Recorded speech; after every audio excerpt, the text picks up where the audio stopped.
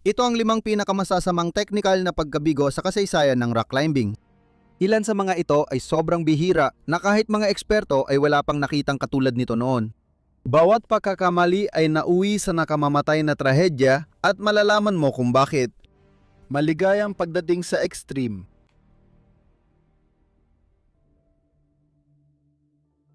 Kapag naiisip ng karamihan ng Gresya, puting mga gusali, asul na tubig, mainit na sikat ng araw at maliliit na islang nakakalat sa dagat ang pumapasok sa isip nila. Baka hindi nila iniisip na isa ito sa mga pinakasikat na destinasyon ng rock climbing sa mundo. Pero ganoon na ganoon nga ang isla ng Kalymnos. Matatayog na orange limestone na bangin na direktang tumataas mula sa dagat Aegean. Ang lugar na ito ay pangarap ng mga umaakyat at halos naging pangalawang bahay ng isang lalaki. Si Peter Reuven, na kilala ng mga kaibigan bilang isa sa pinakamabait sa mundo ng pag-akyat, ay mas madalas numiti kaysa magsalita. At sa edad na 60, si Peter ay patuloy pa ring umaakyat sa mga ruta na kahit ang mga tao na kalahati ng edad niya ay hindi man lang mangarap subukan. Noong ika-27 ng Marso, 2026, ginugol niya ang isa na namang magandang hapon sa Jurassic Park sector ng Kalymnos. Ang layunin niya noong araw na yon ay akyatin ang isang klasikong 60 talampakang ruta na tinatawag na Saint Savas at wala namang kakaiba sa araw o sa bato. Maganda ang panahon, tuyo ang bato at dahil karaniwan ay dalawang umaakyat sa ganitong lugar, kasama niya ang kanyang matalik na kaibigan. Nang umaga, dumating si Peter, nagtsak ng kamay at mabilis umakyat. Naglagay si San Sabas ng mga metal na bolt sa bato na may pagitan, kaya habang umaakyat si Peter, inaabot niya ang bolt at isinusuot ang lubid niya sa maliit na metal loop nito. Pagkatapos, aakyat siya papunta sa susunod at ikakabit din niya roon ang lubid. Bolt ng bolt hanggang tuktok ng bangin. Ang dahilan ay para kung madulas siya, hanggang sa uling bolt na may lubid lang, siya mahuhulog dahil sasaluin siya roon ng lubid. Trabaho ng kaibigan niya sa ibaba ang hawakan ang dulo ng lubid at panatiling maluwag, pero sapat ang higpit para mapigilan agad ang pagbagsak niya kung mahulog siya. Isang kakaibang uri ng pagtitiwala kung iisipin mo. Hindi nakikita ng belayer ang mga kamay, paa o galaw niya sa bawat sandali. Kailangan lang nilang maramdaman ito sa hila at paghinto sa lubid at maging handa. Siguro, pag 60 ka na at matagal na kayong magkasama sa pag-akyat, alam mo na ang ibig sabihin ng bawat galaw. Nakarating si Peter sa tuktok at doon sa bahaging tinatawag na angkor. Sa madaling salita, 2 bolt lang ito na pinagdugtong ng maikling kadena at ikinabit niya ang sarili niya dito para bumaba siya pabalik at yun na yun. Dapat tapos na ang mahirap na bahagi. Nagawa na niya ang pinunta niya rito. Malamang naglaan muna ng oras si Peter para namnamin ang tagumpay bago sabihing handa na siyang bumaba sa kaibigan niya. Iyan na ang huling normal na pangungusap sa kwentong ito. Para bumaba, kailangan lang ni Peter na umikot, bitiwan ang bato, umupo sa harness na parang duyan, mag-free fall at hayaan ang partner sa natitirang gawain. Ang natitira na lang gawin habang bumababa ay alisin ang lahat ng metal na loop na ginamit niya para sa kaligtasan sa pag-akyat. Hindi niya pwedeng basta iwan yun doon dahil masamang ugali yon sa pag-akyat at ang 60 anyos na lalaki ay malayo sa ganong ugali. Habang dahan-dahang ibinababa siya ng kaibigan, inaabot ni Peter ang pinakamataas na loop mula sa bolt, inaalis ito at ikinakabit sa sinturon niya. Pagkatapos, bababain siya ng kaunti ng kaibigan at uulitin ni Peter ang proseso. Inulit nila ito hanggang sa umabot si Peter na nakabitin ng 40 talampakan sa ere. Talagang relax na relax siya. Isang meta na angkor na may kadena ang humahawak sa kanya, gawa para sa bigat ng kotse at 3 bolt na L ang kailangan tanggalin bago umabot sa matibay na lupa. Ligtas siya! Habang sininyasan niya ang kaibigan na ibaba siya sa susunod na bolt, ito ang nangyari.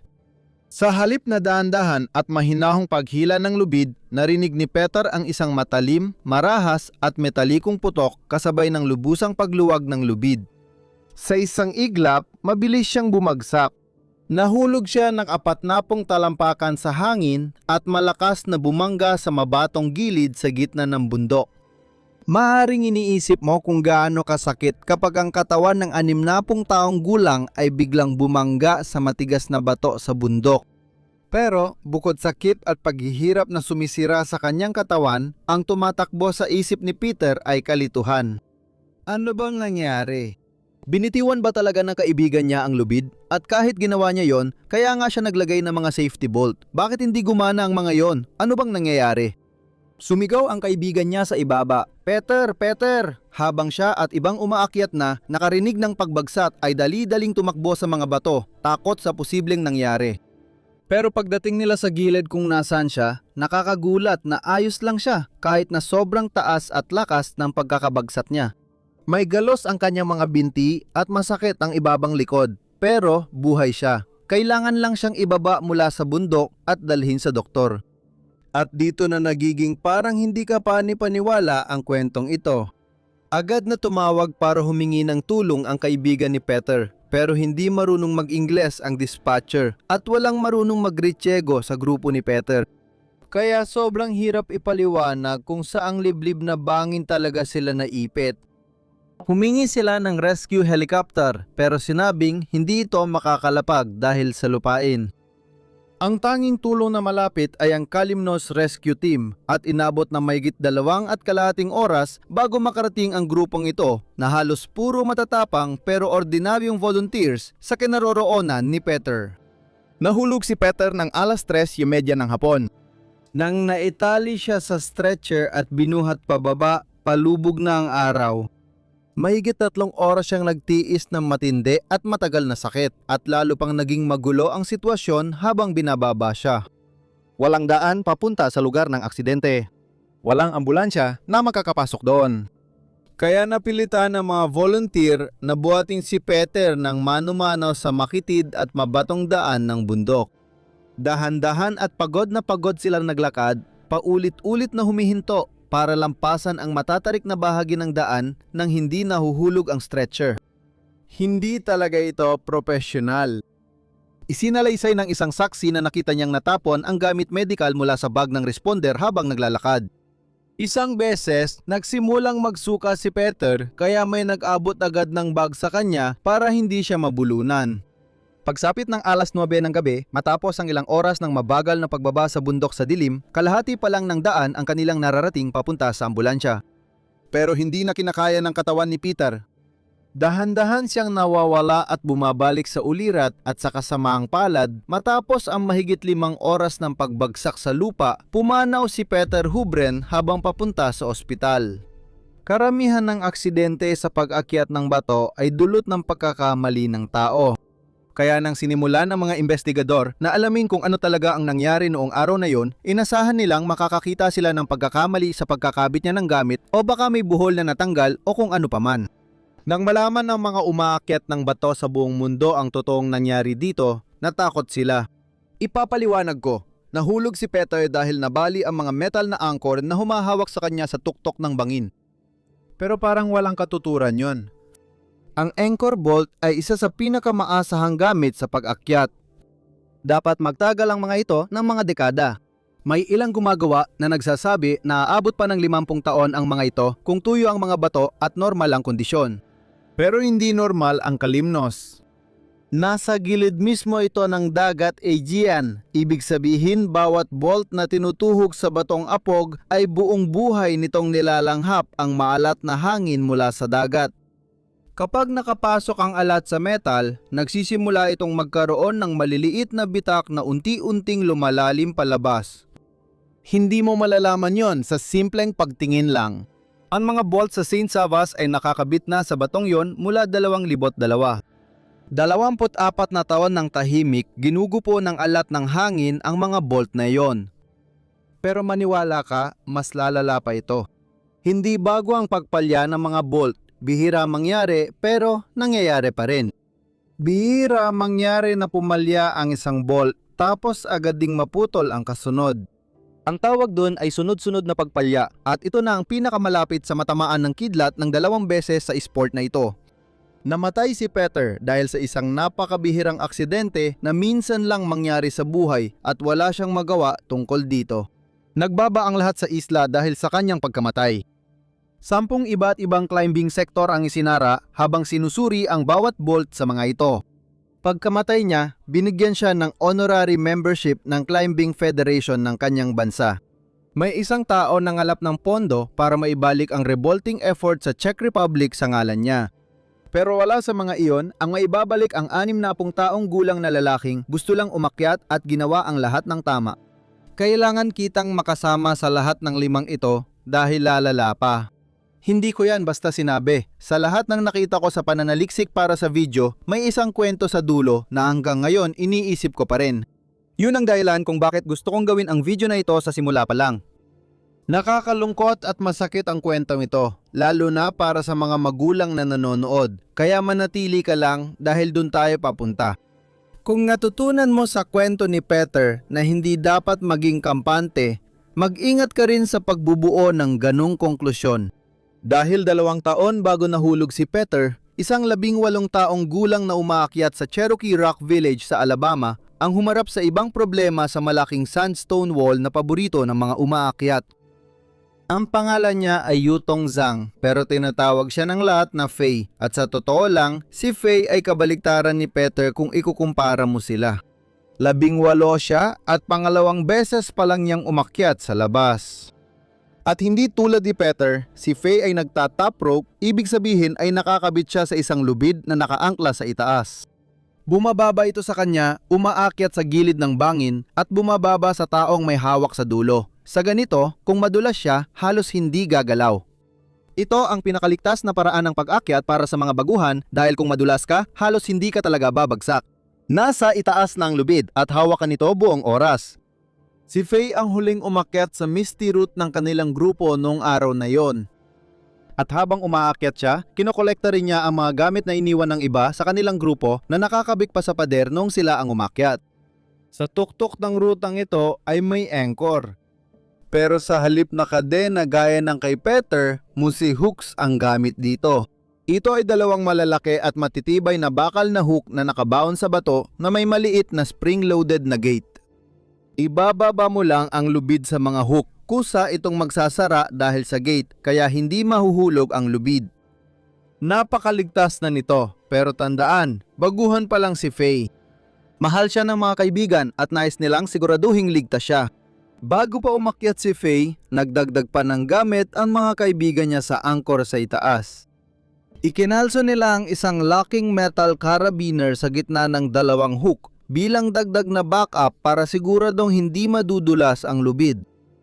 Hindi nila alam na sila mismo ang gumawa ng sitwasyon para sa malubhang pagkakamali. Pagdating ni Faye sa tuktok ng ruta, tuwang-tuwa siya. Malamang nagtagal si Faye sa itaas para namnamin ang tanawin at nang bumaba na, alam niya ang gagawin. Alisin ang dagdag na locking carabiner, iwan ang 2 musky hook at hayaan ang lubid sa ibaba na sumalo sa bigat niya. At yon nga ang ginawa niya. Sumanya si Faye sa kaibigan at sumandal, umaasang ligtas siyang ibababa ng lubid. Sa halip, tuluyang natanggal ang lubid mula sa pader at bago pa siya makapagsalita o makakilos, nahulog siya ng 70 talampakan diretso sa lupa katabi mismo ng kaibigan niyang may hawak ng lubid. Agad na nagsidatingan ang mga tao. Mayroon pang doktor sa bangin noong araw na yon na agad tumakbo para tumulong. Pero ang pagbagsak mula 70 talampakan sa matigas na bato ay talagang sobra. Wala nang magagawa ang kahit sino. Si Faye ay agad na pumanaw. Pero hindi ito isa pang kwento tungkol sa mga pumalyang angkor. Ang dahilan kung bakit ito nangyari ang nagpapalungkot pa rin sa akin tuwing naiisip ko ito. Balikan natin ang mga musi hook sa tuktok ng rutang yon. Ginawa ang mga yon para sumalo ng umaakyat na lubid mula sa ibaba, hindi yung nasa ibabaw nila. Para matanggal ang dagdag na carabiner, tinaas ni Faye ng mga 2 pulgada ang lubid, sapat lang para maipasok niya ang mga daliri niya sa paligid nito. Sa loob ng 2 segundo, ang lubid mula sa ibaba ng gate ay napunta sa ibabaw nito. Mula sa lupa, hindi napansin ng kaibigan niya ang pagkakaiba, wala ring ibang makakapansin. Nang sumandal si Faye, napunta ang bigat niya sa bahagi ng lubid na hindi kayang hawakan ng mga kawit. Biglang bumukas ng malaki ang gate na parang pintuang umiikot at dumulas palabas ang lubid. Pisika lang iyon. At ang pinakamalungkot sa aksidenteng ito ay ang carabiner na dapat sana'y dagdag na seguridad ang naging dahilan kung bakit kinailangan niyang iangat ang lubid sa simula. Kung tinanggal yon, nanatili sana ang lubid kung saan ito dapat malalim sa loob ng mga kawet.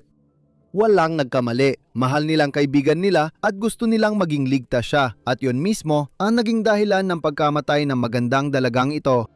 Kita mo na, di ba? Ang panganib sa pag-akyat ng bato ay ang pagtitiwala sa maling kagamitan. Mas mainam gumawa ng sariling kagamitan kundi ka nagtitiwala sa mga available, tama? Iyan ang halos nasa isip ni Tech Sergeant Peter Cranes noong Oktubre 8, 2011 nang pumunta siya sa Black Cliffs malapit sa Boise, Idaho. Kasama ni Peter ang platoon niya sa 6 na araw na mountaineering course ng United States Air Force. Madalstruan ng militar ng pag-akyat ang mga paramilitary rescue worker gaya ni Peter. Minsan hindi makalapag ang helicopter kung nasaan ang nasugatan, kaya siya ang kumapasok. Noong araw na yon, nag-akyat na sila simula alas 11 ng umaga. Mahapon na nun at para sa huling air session ng session na ito, 3 sa kanila ang dapat mag-rappel mula sa tuktok ng isang 50 talampakang bangin bago umuwi. Ang rappelling ay halos kabaliktaran ng pag-akyat. Sa halip na umaakyat ka sa bato, ibinababa mo ang sarili mo gamit ang lubid. Madali lang ito, basta manatili sa tamang pwesto ang pinagkakabitan ng lubid mo sa bundok. Naglakad ang grupo sa tuktok ng bangin kung saan may permanenteng angkor na iniwan ng ibang grupo at karamihan ng umaakyat ay ikinakabit na lang agad ang sarili dito. Pero lumuhod si Peter, tiningnan ito, tapos nanpas siya. Hindi ko gusto ito. Walang nakakalam kung bakit talaga. Siguro mukha na itong luma o baka instinct lang niya yon. Siguro dahil may anak siya at asawang 20 linggo ng buntis na gusto pa niya makauwi sa kanila kaya wala siyang balak magsapalaran. Ano man ang dahilan, hindi komportable si Peter na hilingin sa ilan sa mga hindi pag-aanong bihasang umaakyat sa grupo na magtiwala rito. Kaya gumawa siya ng sariling anchor sa pamamagitan ng pagsiksik ng 2 napakatitibay na piraso ng kagamitang metal sa malalalim na bitak ng bato. Pagkatapos, ginamit niya ang matibay na lubid para itali ang 2 piraso at gumawa ng master loop sa gitna. Dahil nakatayo siya sa gilid ng bangin, ikinabit ni Peter ang safety harness sa anchor gamit ang master loop para hindi mahulog habang tinutulungan ang mga kasama bumaba. Sinuri yon ni na Peter at ng mga kasama niya, mukhang matibay naman. Ikinabit ng unang airman ang lubid sa angkla ni Peter, umatras sa gilid at ligtas na nagrapel hanggang sa lupa. Perpekto! Lumapit ang ikalawang airman, ikinabit ang lubid, sumandal pa atras at dumulas pababa ng bangin. Nakatayo si Peter sa taas, nakakabit sa safety anchor, pinapanood ang kasama niyang bumababa. Maayos siyang nagrarapel at 15 talampakan na lang mula lupa nang biglang mapigtas ang isang bahagi ng anchor ni Peter sa bato. Nakakatakot sana kung hindi naisip ni Peter na isiksik ang 2 pirasong gamit sa bato. Tinatawag itong redundant anchor para kapag pumalya ang isa, may sasalo pa ring anchor sa umaakyat. Hindi naman talaga yon ang nangyari. Ang umakyat sa lubid ay biglang bumagsak ng ilang talampakan tapos may isa pang malakas na lagutok nang mahulog siya ng 15 talampakan pa sa lupa. Nahulog siya pero tumayo ng walang anumang pinsala. Habang pinapagpag niya ang alikabok, napatingala siya at nakita si Peter na umiikot habang bumabagsak na walang proteksyon. Bago niya maunawaan ang nangyayari, nakita niyang bumagsak si Peter sa mabatong sahig ng bangin, hindi handa at malakas ang bagsak. Nilapitan agad si Peter ng kanyang mga kasama. Sila ang ilan sa pinakamahusay na trauma medic sa militar. Kung may sinuman sa mundo na may pagkakataong may ligtas si Peter, yon ay ang mga lalaking nakapaligid sa kanya noong hapon na yon. Nag-CPR sila at nagsagawa pa ng emergency surgical airway sa tabi ng bangin. Pero nahulog si Peter mula sa taas na 53 talampakan. Sobrang grabing mga pinsala ang tinamo niya. Namatay si Peter Cranes sa mismong lugar ng insidente. Siya ay 33 taong gulang. Nang ginawa ni Peter ang anchor, isiniksik niya ang 2 makakapal na metal sa bato at tinalito ng tali na parang hugis V. Layunin ng 2 piraso ng metal na hatiin ang bigat na nakasabit sa tali. Pero nang matanggal ang isa sa mga piraso, hindi na maigpit ang pagkakahila ng tali sa hugis V na yon. Bigla itong umunat pababa na parang kable ng elevator na biglang naputol dahil sa matinding puwersa. Dahil itinali ni Peter ang harness niya sa gamit na yon, nahila siya nang bumagsak ang anchor at nalaglag rin siya lampas sa gilid. Para sa akin, pinakamalungkot dito ay ang dahilan kung bakit ito nangyari. Nalaman ng mga investigador na malapit sa tuktok ng basalt na bangin ginamit ni Peter ang mga bitak. Mukhang matibay ang bato sa labas, pero ang mga bato malapit sa tuktok ng basalt na bangin ay kadalasang mas basag kaysa inaakala. Parang balat ng bagong lutong tinapay, matigas sa labas, pero mas madaling mabasag sa ilalim. Nang bumigay ang una, posibleng napahina rin ng biglang galaw ang mga bato sa paligid ng pangalawa. Hindi naman talaga siya nagkamali, pero isang maliit at halos di pansin na detalye ang naging dahilan ng pagkawala niya ng buhay. Matapos si Peter, baka akala mo nakita mo na ang pinakamasamang dulot ng pagpalya ng kagamitan. Hindi pa. Dahil ang nangyari kay Euron Crop ay patuloy pa ring ikinagugulat ng mga veteranong umaakyat. Noong Setyembre 30, 2002 umaakyat si Euron sa isang lugar na tinatawag na Frenchman Coulee. Sa Washington State kasama ang matalik na kaibigan, ginagawa ang naging dahilan ng kanyang kasikatan. Umakyat siya sa tradisyonal na paraan kasama ang kanyang kaibigang si Urdan.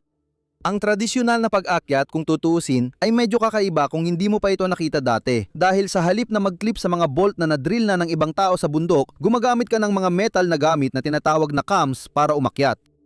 Ang cam ay matalinong imbensyon ng inhinyerya. Kapag pinisil ang trigger, pumapasok pa loob ang mga metal na gilid. Isusuksok mo ito sa bitak ng bato, bibitawan ang trigger at itutulak ng spring ang mga gilid ng metal para kumapit sa magkabilang panig. Dito mo ikakabit ang lubid mo. Kapag nahulog ka, lalong tinutulak ng pababang hatak ang metal na bumuka at kumapit ng mas mahigpit sa bato. Habang umaakyat si Euron, tumitigil siya kada ilang talampakan, naghahanap ng bitak, kumukuha ng cam mula sa sinturon, inilalagay ito sa bitak at ikinakabit ang lubid. Aakyat siya ng ilang talampakan, maghahanap ng bitak at ulitin ang proseso. Ginawa niya ito hanggang halos makarating sa pinakatuktok ng ruta na siyang pinakamahirap na bahagi ng pag-akyat.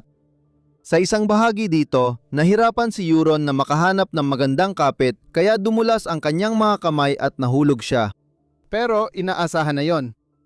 Minsan nadudulas pa rin ang pinakamagagaling na umaakyat lalo na kapag madulas o malapad ang bato. Kaya sila naglaan ng ilang minuto para maglagay ng mga pansigurong gamit. Nang bumigat ang katawan niya sa lubid, dapat nasalo siya ng top cam pero napigtas ito at agad lumabas sa bitak. Malamang nagulat si Euron doon pero hindi siya nataranta dahil may nakalagay na siyang cam sa ilalim nun at isa pa sa ilalim ng cam na yon. Ang dahilan kung bakit naglalagay ng maraming pansigurong gamit ay para magsilbing backup ang bawat isa sa susunod. Habang nahulog siya, agad humigpit ang tali sa susunod na cam. Sa isang iglap, parang gumana ang lahat. Pagkatapos, may nangyaring halos walang sinumang nag-akalang mangyayari. Naputol sa gitna ang metal clip na nagkokonekta sa lubid at piraso. Walang pumigil kay Euron, kaya nahulog siya ng halos 60 talampakan sa mga bato. Agad tumakbo ang kasama niya, pero wala nang nagawa ang kahit sino. Isa sa pinakamagaling na umaakyat sa mundo ay biglang nawala. Gusto ng mga investigador malaman paano ito nangyari. Mali ba ang pagkakalagay ni Euron ng unang kagamitang pangkaligtasan o ang karabiner mismo ang pumalya? Sa totoo lang, ang nangyari dito ay isa sa mga pinakamalas na bagay na nabasa ko sa buong buhay ko. Magsimula tayo sa unang cam na iyon. Ang cam ay parang payong na nakatiklop. Kailangan mo lang itong tiklupin ng maliit, ipasok sa makitid na siwang at bitawan. Bubuka ito at didiin sa magkabilang gilid ng siwang. Yun lang, buong aparato na yan. Habang mas malakas mong himihila ang hawakan pababa, mas mahigpit na naiipit ang nakabukas na payong sa magkabilang gilid. Hindi ito dinidikit gamit ang pandikit, naiipit lang at lalong humihigpit habang hinihila. Isa itong matalinong imbensyon at kadalasan ay mahusay itong gumagana. Pero may isang nakakainis na ugali ang mga cam. Tinatawag itong walking ng mga umaakyat. Sa totoo lang, pinakamainam ipaliwanag ito na parang isinasandal mo ang wali sa pader. Mukha namang ayos lang, pero tuwing may dadaan at tatama dito, dumudulas ito ng kaunti, tapos kaunti pa ulit, hanggang sa bandang huli ay hindi na ito kung saan mo ito iniwan. Pareho rin ang ginagawa ng mga cams. Habang umaakyat, dahan-dahang hinihila ng gumagalaw na lubid ang Ken ng paulit-ulit. Kadalasan, walang nangyayari, pero minsan, unti-unti itong napupunta sa mas malapad na bahagi ng bita kung saan hindi na ito masyadong nakakakapit. Naniniwala ang mga investigador na ito ang posibleng nangyari. Tahimik nang gumalaw ang pinakakatiwalaang cam ni Euron bago siya nahulog. Kaya nung napunta ang bigat niya doon, basta na lang itong nahugot. Pero hindi pa rin siya dapat namatay doon. Isipin mo. Dapat nahulog lang siya ng kaunti pa, nasalo ng susunod na piraso ng protection sa ibaba at nabigla lang pero ayos pa rin. Iyan ang dahilan kung bakit naglalagay ka ng higit sa isang piraso habang umaakyat ka. At sa isang iglap, yun mismo ang nangyari. Humigpit ang tali niya sa cam sa ibaba. Kumapit yon, pero pagkatapos ay malinis na nabali sa dalawa ang makapal na metal na singsing na nadudugtong ng tali niya sa cam. Iyan pa rin ang hindi mapaniwalaan ng mga investigador hanggang ngayon. Hindi talaga nababali ang mga karabiner kailanman. Maaaring umakyat ka habang buhay pero hindi mo pa rin ito makita. Ang karaniwang karabiner ay kayang tumagal ng higit 5,000 libra ng puwersa. Literal mong pwedeng isabit ang isang pickup truck gamit ito. Kahit malaki at maskulado si Euron na 6 na talampakan at 3 pulgada ang taas, tiyak na hindi siya aabot sa 5,000 libra ang timbang. Paano nabali sa gitna ang ganun katibay na metal? Nalaman na may kinalaman pala ito sa mismong hugis ng karabiner. Isipin mo ang isang kandado. Matibay ang isang nakasarang kandado. Pwede mo itong hilahin, sabitan, ilagay ang bigat mo at di ito nasisira dahil ang metal ay kumpletong bilog na walang putol. Ngayon, isipin mo yung parehong kandado pero ang maliit na kawit ay hindi maayos na sumara. Mukha itong sarado kapag tiningnan mo pero may napakaliit na siwang dun mismo sa dapat ay selyado ito. Hilahin mo ang kandado ng ganyan at sa halip na kumalat ang bigat sa buong matibay na loop, napupunta lang ito sa isang mahinang bahagi. Doon lang pwedeng bumigay. Ang gate ng karabiner ang pansara nito. Isara mo ng todo at parang isang solidong singsing ang karabiner. Pero kung hindi ito tuluyang nakasara, kahit kaunti lang, hindi na talaga ito singsing. Piraso na lang ito ng metal na may kurba at mahinang bahagi. At diyan mismo ito bibigay kapag may sapat na lakas na dumaan. Nang makuha ng investigador ang gamit ni Euron, napansin nilang halos walang sira ang gate ng karabiner. Kung tinaman ito na malakas habang sarado, dapat may malinaw na palatandaan ng stress. Kaya napag-alaman nilang malamang ay bukas ito o napilitang bumukas ng tumama rito ang buong bigat niya. Kaya imbes na kayanin ang libu-libong libra gaya ng dati, bumigay na lang agad ang karabiner. Mapapaniwala ka ba kung ganito kalupit na kamalasan? Una, dahan-dahang umusog ang cam papunta sa mas mainang pwesto. Tapos bumagsak si Euron. Tapos nahugot ang cam na yon. Pagkatapos, naipit ang karabiner sa maling posisyon at bumigay ang lubid na dapat sasalo sa kanya. Lahat ng pwedeng magkamali, nagkamali sa loob ng 2 segundo. Para sa akin, may ibang lungkot sa lugar na pinangyarihan nito. Isang lalaki ang nakatayo sa tuktok ng bundok Everest, nakaligtas sa avalanche at bagyo sa pinakamalupit na bundok. Ngunit hindi Everest ang kumuha sa kanya. Isang ordinaryong bangin yon sa isang hapon na dapat sana'y ordinaryo lang kasama ang isang kaibigan. Kahit masakit ang kwento ni Euron, mas matindi pa rin ang huli nating kwento sa di maipaliwanag na paraan. Di tulad ng iba nating napag-usapan, ang batang umaakyat na ito ay di nabigyan ng pagkakataong lumaki. 12 taong gulang siya. Noong Hulyo 2, 2013 dumating ang grupo ng batang Italianong umaakyat sa maliit na bayang akyatan ng Orpier sa timog ng Pransya. Paborito ng mga umaakyat ang ganitong lugar. Tahimik ang mga kalsada, matataas na pader ng apog at daan-daang mga rutang paakyat sa mga bangin sa bawat direksyon. Kasama sa grupo ang isang 12 taong gulang na batang lalaki na ang pangalan ay Tito Traversa. Ngayon, parang bata pa ang 2 anyos, pero pag napanood mo si Tito umakyat, siguradong makakalimutan mo agad edad niya sa loob ng 30 segundo. Parang sanay na sanay siya, ang kinis ng kilo sa bato na tila 12 taon na siyang umaakyat. At sa isang banda, totoo nga yon. Ipinakilala siya ng magulang sa pag-akyat nung tinutulungan pa siyang magtali ng sapatos. Dinaglaon, nanalo siya sa youth competitions sa buong Europa. Umaakyat sa mga rutang hirap ding akyatin ng mga matatanda at tahimik na naging isa sa pinakamahusay na batang talento ng sport. Pero kapag tinanong mo ang nakakakilala kay Tito tungkol sa pag-akyat niya, madalas nilang nababanggit ang ngiti niya, pagtawa kasama mga kaibigan at kasabikan sa tuwing may bagong aakyatin. Sa huli, bata pa rin siya nag-enjoy kasama ang mga kaibigan niya nung umaga na yon. Mahalaga talaga sa kanya ang araw na ito. Isang outdoor summer climbing trip ito sa Pransya na inorganisa ng climbing gym nila sa Italia. Ang grupo ay binubuo ng mga 10 bata mula sa youth team ng gym, 2 magulang at isang profesional na instruktor. Para kay Tito, ito ang una niyang malaking biyahe nang wala ang ama para bantayan siya sa mainit na tag-init sa Pransya. Nagpasya silang magsimula sa isang talagang madaling ruta bilang pampainit bago subukan ang mas mahihirap na akyatin mamaya dahil mas makabubuti talagang painitin muna ang katawan. At si Tito, malinaw naman, ang nagboluntaryong mauna. Pero si Tito ay wala lahat ng kanyang gamit sa pag-akyat. Kailangan niyang manghiram ng ilang kagamitan mula sa isa pang batang babae sa kanilang grupo. Nanghiram siya ng set ng quick draws. Ang isang quick draw ay binubuo ng 2 metal na clip na pinagdugtong ng maikling piraso ng matibay na webbing. Isang clip ang nakakabit sa bolt at ang lubid ay sa isa pa. Ang tela sa gitna ang gumagawa ng lahat ng trabaho.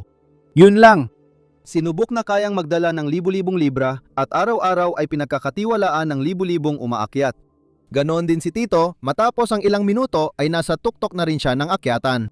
Mumiti siya pababa sa kanyang mga kaibigan, sumigaw na handa na siya, tapos sumandal siya pabalik sa kanyang harness. Sa isang saglit, parang normal lang ang lahat. May marahang putok at bumagsak si Tito ng ilang talampakan. Sumunod ang isa pang putok, lalo siyang gumagsak. Putok, putok, putok! Ang bilis ng pangyayari kaya halos hindi maunawaan ng mga nanonood sa ibaba ang nakita nila.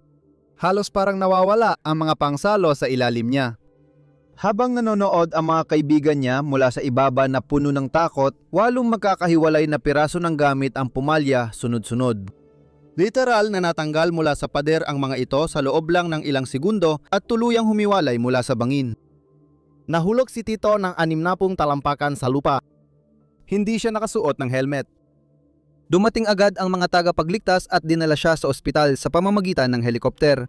Habang sinusubukan ng mga doktor na iligtas siya, nagtatanong ang lahat ng kasangkot kung ano talaga ang nangyari sa itaas.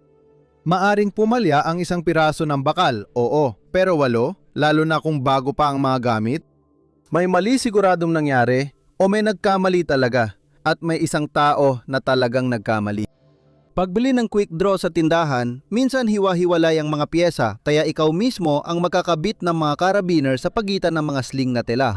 At dahil nababaluktot ang tela na yon, minsan umiikot o bumabaliktad pa nga ang karabiner sa ibaba habang sinusubukan mong mabilis na isabit ang lubid mo rito. Nakakainis talaga. Para maiwasan ito, gumagamit ang mga kumpanya ng masikip na rubber band para panatilihing tama ang direksyon ng karabiner at hindi ito umiikot habang umaakyat. Yun lang talaga ang trabaho ng rubber band. Wala talaga itong kahit anong lakas. Kakabili lang ng mga piyesa ng nanay ng babae na hiniraman ni Tito ng gamit at ang babae mismo ang nag-assemble nito sa bahay bago bumiyahe. At nung binubuo ng batang babae ang mga quick draw sa kanilang sala, nakagawa siya ng isang kakilakilabot na pagkakamali. Imbes na ikabit niya ang karabiner sa totoong sling, yung parte talaga na ginawa para magdala ng libu-libong libra, ikinabit niya ito sa rubber band lang na ang silbi lang ay panatilihing tama ang direksyon ng gate. Wala siyang paraan para malaman. Hindi siya naturuang mag-check, bata lang siya. Ginagawa ang kaya niya gamit ang konting impormasyong meron, binubuo ang gamit sa akala niyang tama. Nang sumandal siya doon, agad na naputol ang unang rubber band sa bigat niya, kaya bumagsak siya sa susunod na piraso ng proteksyon. At naputol din ang rubber band na yon. Parang domino effect ng mga nakatagong pagkakamali.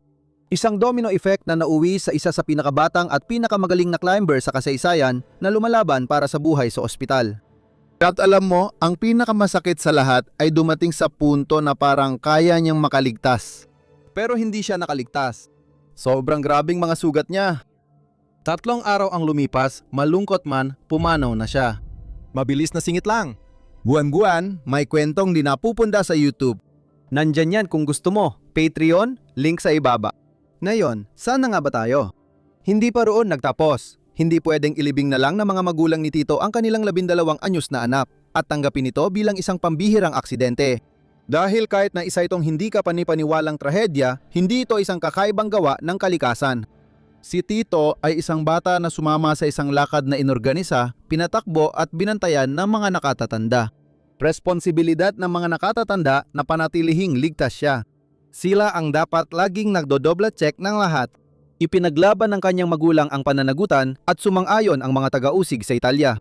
Naglunsad sila ng buong investigasyon sa kasong pagkamatay dahil sa kapabayaan. Ngayon, hindi nila kinasuhan ang batang nag-assemble ng kagamitan. Naintindihan nila na bata lang siya at walang alam. 5 matatanda ang kinasuhan nila. Kinasuhan nila ang mga instruktor sa bangin noong araw na yon, ang climbing club manager at ang gumawa ng gamit na nagbenta nito ng walang malinaw na safety instructions. Simple lang, hindi dapat isang 12 anyos ang huling nag-check ng safety sa climbing wall. Pero hindi lang ito tungkol sa pagkabigo kay Tito dahil sa hindi nila pag-inspeksyon ng kagamitan, ang mga matatandang ito ang naging dahilan kung bakit nawala ang buhay ng isang bata. Hinatulan din nila ang batang babae na mabuhay na may matinding guilt sa pagkamatay ng kaibigan niya. Lahat dahil sa responsibilidad na may kinalaman sa buhay at kamatayan na hindi naman dapat ipinapasan sa kanya. Ang kaso sa korte ay nagtagal ng 5 mahahaba at masasakit na taon. Sa wakas, noong Mayo ng 2018, naglabas ng hatol ang isang korte sa Italia. 4 na matatanda ang napawalang sala, pero isang lalaki ang napatunay ang nagkasala ng pagkamatay dahil sa kapabayaan. Kasama siya sa mga instruktor sa biyahe ni Tito. Nagpa siyang hukom na bilang profesional na nakatatanda at namamahala, siya ang may ganap na legal at moral na responsibilidad na suriin ang gamit ng mga bata bago sila payagang umalis sa lupa. Nahusgahan siyang mabilanggo ng 2 taon pero dahil unang paglabag niya, hindi na siya kinailangang makulong talaga. Para sa ama ni Tito, hindi paghihiganti ang layunin ng paglilitis. Ito ay tungkol sa pagpaparating ng isang mensahe na napakalakas na hindi ito kayang balewalain ng buong mundo. Kinuha niya ang parang nakuha niya mula sa kasunduan, mga 100,000 euro at ibinigay ang bawat sentimo nito sa isang charity para sa mga bata bilang alaala kay Tito. At nakininig ang komunidad ng mga umaakyat. Ang malungkot na kwento ni Tito ay nagdulot ng napakalalaking pagbabago. Ngayon, kapag binili mo ang parehong gamit sa tindahan, mapapansin mong may kakaiba. Tumigil na ang mga gumagawa sa paggamit ng mga rubber band na isang kulay. Ngayon, ginagamit na nila ang malinaw na plastic. Sa ganung paraan, kahit sino na tumingin dito ay malinaw na makikita gamit ang kanilang sariling mga mata kung ang metal ay nakapatong ng ligtas sa matibay na tela o delikadong nakapatong sa goma. Maliit at simple ang pagbabagong ito, pero malakas ang naging mensahe nito. Sa ngayon, lahat ng trahedya ay dulot ng mga bagay na di kontrolado ng umaakyat. Pero binuo ni John Bakar ang reputasyon niya sa paniniwalang kayang palitan ng kasanayan ang kagamitan. Sa loob ng maraming taon, napatunayan niyang tama silang lahat hanggang sa isang araw, hindi na niya nagawa.